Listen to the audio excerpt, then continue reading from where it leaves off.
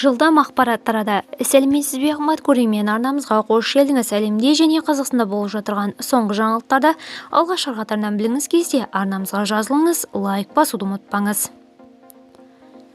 2026 жылдың 1-қаңтарынан бастап Қазақстанда еңбекке жарамдылығын жоғалтқан және асыраушысынан айырылған адамдарға берілетін әлеуметтік төлемдердің мөлшері ұлғайтылмақ. Бұл туралы Астан Кезет ақпарат агенттігі хабарлайды. Еңбек және халықты әлеуметтік қорғау министрлігі ұсынған заң жобасына сәйкес 2026 жылдың 1-қаңтарына дейін тағайындалған төлемдер қазіргі мөлшерлемесінен 10%-ға арттырылмақ.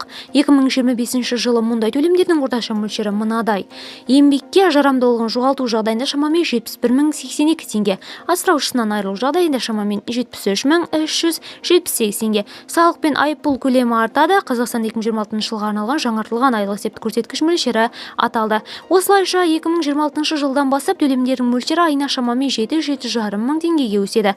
Құжат ашық порталында 20 қазанға дейін қоғамдық талқылауда болады. Видеомыз кеңінен таралу үшін лайк басып жақындарыңызға таратуды ұмытпаңыз. Бізді бақылауды жалғастырыңыз.